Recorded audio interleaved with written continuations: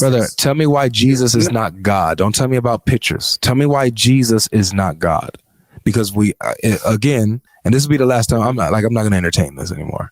If I drew pictures of Allah, you wouldn't say that Allah's not God anymore because I drew pictures of him. This is stupid. So give me something real that shows that Jesus is not God. Give me a real argument. Can you hear me? How you doing, man? You disagree? Jesus is God changed my mind. Yeah, I disagree. I'm Muslim by first. Okay. And the reason that I say Jesus is not God because nobody knows how Jesus looks like. For example, let me give you an example. Wait, you're saying Jesus is not God because no one knows what Jesus looks like? Yes. Let me explain.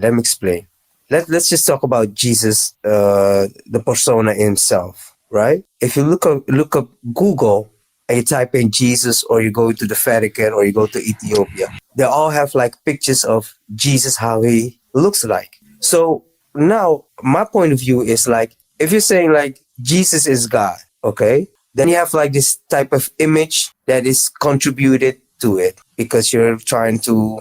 What does that got to do with that? What does that have to do with Jesus himself? So, but what it has to do with Jesus is like, what if you found out that Jesus totally doesn't look like? Just to be clear, if I drew pictures of Allah, does that mean that Allah is not God because I have pictures of him? No, because nobody knows how God looks like. Right. So he doesn't look like his creation. So if I'll ask it again, because I don't know if you hear yourself. You said that Jesus can't be God because people drew pictures of him, and we don't know what he looks like. So if I drew pictures of Allah, even though I don't know what he looks like, but I drew pictures and I said that this is Allah, does that mean that Allah's not God anymore? No, because God is not just like his creation. Okay, so people painting pictures of what they depict as Jesus has nothing to do with Jesus and him being God, right? No, Jesus is not God.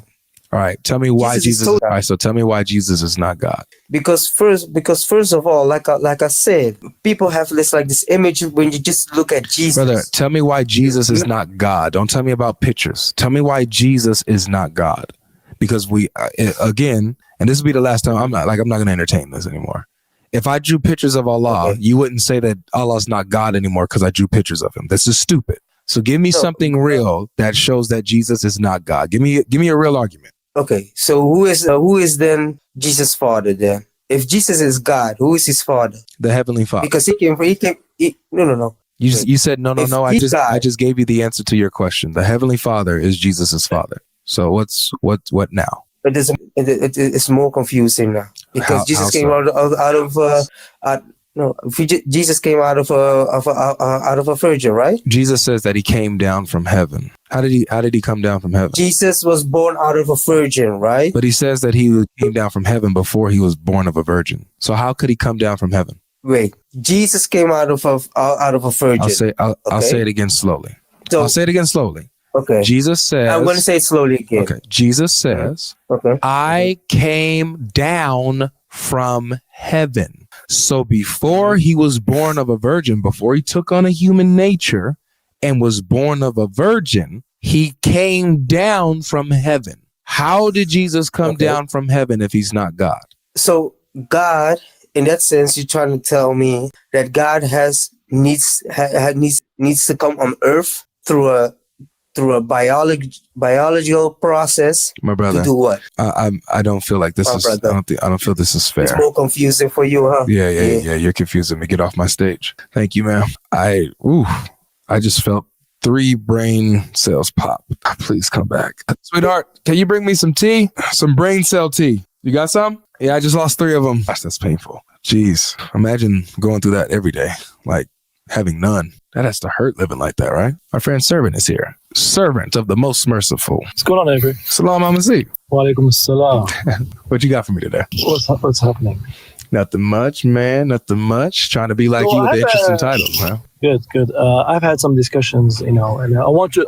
It's more of a clarification, and it depends on your answer. I can maybe make an argument. Okay. If you answer correctly, I think I won't. Who gives authority to Jesus? When Jesus set aside his divine privileges and took on flesh and was exalted, it was the Father who exalted Jesus and gave him authority. So he gives him the authority to forgive sins. That's what you're saying? Oh, no, it doesn't say that. He has that innately within himself. Oh, so he was never given authority to forgive sins. He just already had it. So when you say authority, so it's a category of authority. It's not about forgiving sins. What is it about then? What's this authority? So when you see when Jesus is resurrected and he's getting ready to ascend and he's glorified, he's this authority that he has, this glory or this position that he has, he's seated at the right hand of the Father. And so that's the type of authority that he is given when he ascends, when he's glorified. What about when he's has on the flesh? Isn't that true that Jesus also forgives sin, and that's the Father gives him that authority to forgive sins? And you're saying it's not the case.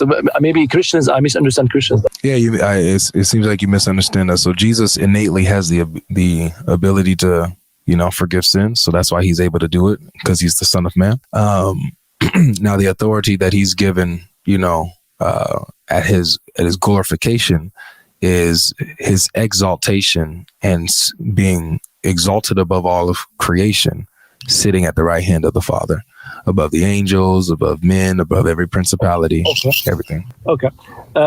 And what about performing miracles? Was it something that Jesus himself is doing, or is the Father doing himself?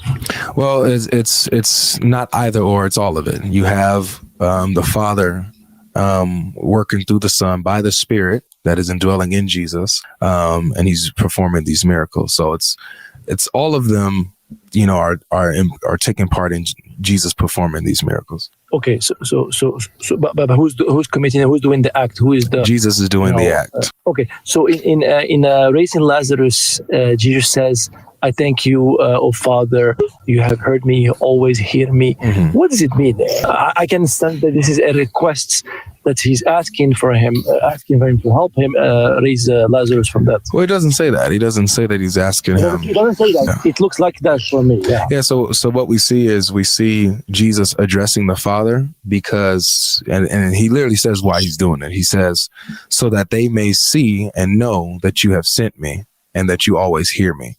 Right. And so what he's doing is he is putting on display the intimate relationship that he has with the Father. So it's not to his benefit, but it's to the benefit of the audience to see that he truly is from the Father and is the Son in whom he said he was. He said himself right before this, he says, I am the resurrection and the life. So, I can understand what you're saying. If I say, yes, he's doing it only to show people, show something to people, but what you're saying implies he was pretending, even though he's doing it to show them that he has that communication with that Father, that you should also have that communication with God. But it seems that he's going to be pretending. Oh, you hear me? So is he pretending? Or hear me about what? What is it? Was he just saying Jesus is thanking him? What is Jesus thanking him? Is he pretending to thank him? That's what I'm asking. No, everything that's happening is genuine. But everything that's happening is not for his benefit. It's for the audience. I think I lost him for a second. You there, servant? Hello? Servant, is you there? All right, I lost him. It's caught in the crossfire.